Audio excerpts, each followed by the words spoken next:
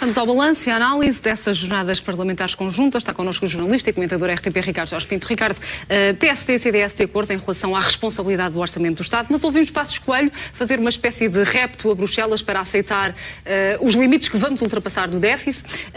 Que imagem é que transmitimos não só às instâncias internacionais, com esta derrapagem, e aos próprios portugueses que ao longo dos últimos 3 anos andaram a fazer sacrifícios e a sofrer cortes para não se cumprir depois as metas impostas pelas instâncias internacionais? O dano nessa imagem é aquilo que Pedro Passos Coelho e Paulo Portas tentaram de alguma maneira aqui deixar de lado. Isto é, em primeiro lugar, mostrar que esta coligação está sólida e depois de algumas críticas mais ou menos veladas, sobretudo de ministros do CDS, relativamente àquilo que era o Orçamento de Estado, Paulo Portas veio hoje dizer que, na verdade, esta era a única solução para o orçamento e que, embora ele até gostasse que, por exemplo, os impostos tivessem baixado um pouco mais, compreende que não haveria outra solução. Em segundo lugar, mostrar a Bruxelas que, na verdade, Portugal está abaixo dos 3% e que tem uma estratégia governativa e, ao mesmo tempo, uma estabilidade política que lhe permitirá cumprir não apenas aquilo que são os compromissos internacionais, mas também aquilo que, no seu geral, a Europa está a determinar para os países que, de alguma forma, precisam de cumprir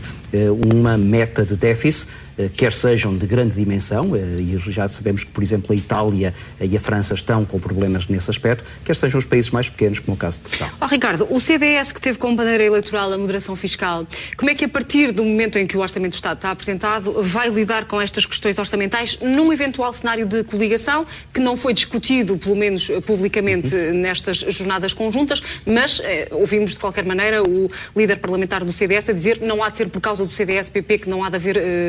renovação da coligação. Sim, a coligação parece-me cada vez mais possível. E eu digo possível porque, na verdade, houve ali um momento em que me pareceu que os partidos estariam interessados em ir separados, em particular o CDS. A verdade é que houve aqui um mudar de agulha e o CDS parece agora não apenas mais sintonizado com o PSD, mas também mais consciencializado de que aquelas suas promessas eleitorais têm agora, pelo menos, que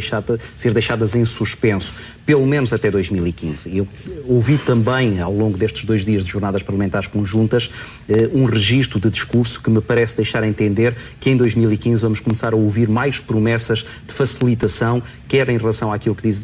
respeito às metas do déficit, quer no que diz respeito a medidas que, na verdade, vão depois certamente ser acusadas de eleitoralistas por parte da oposição. E o debate e a discussão em torno do relançamento da coligação poderá surgir agora, não só na agenda dos 2 partidos, mas também no discurso, por exemplo, de Passos Coelho, uma vez que o orçamento está apresentado? Ainda é cedo, e percebeu-se, quer de Paulo Portas, quer de Pedro Passos Coelho, que as eleições terão um calendário fixo e já fechado, pelo menos na sua cabeça, porque terá que ser o Presidente da República a determinar se serão em outubro ou não. Pedro Passos Coelho até já deu uma solução para o facto do Orçamento de Estado poder ter que ser discutido ainda por este Governo e depois aplicado por um outro, dizendo que, na verdade, o próximo Governo pode fazer um retificativo. Abriu aqui uma solução para aqueles que diziam que o Orçamento poderia ter que ser deixado para mais tarde e depois entrarmos em janeiro quando o votássemos. E depois ouvimos também da boca do Vice-Presidente da bancada parlamentar do CDS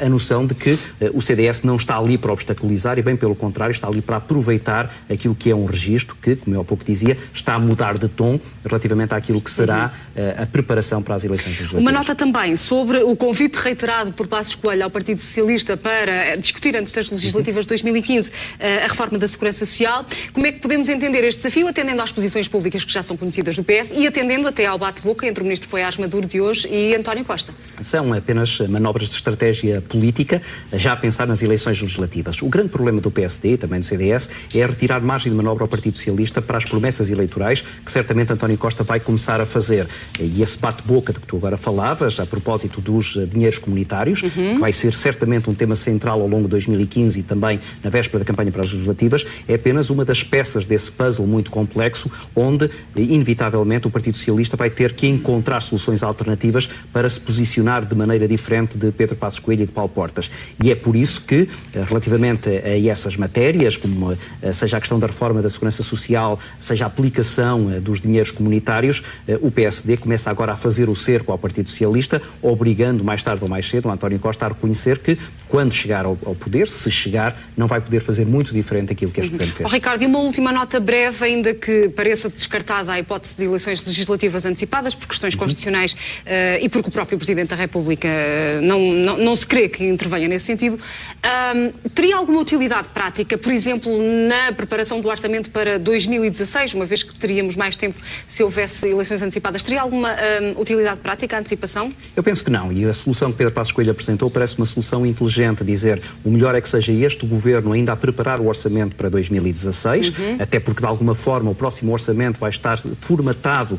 já por aquilo que forem as medidas aplicadas ao longo de 2015, e se eventualmente o Partido Socialista ganhar as eleições, ele poder muito rapidamente preparar um retificativo. Isto tem para o PSD uma vantagem, obriga António Costa a, já no próximo ano, começar a dizer que, no caso de haver esse retificativo, que medidas é que lá incluirá, e isso, como eu dizia há pouco, será o grande tema de discussão entre PSD e Partido Socialista durante essa campanha eleitoral. Ricardo Jorge Pinto, obrigada por ter estado connosco. Bom domingo.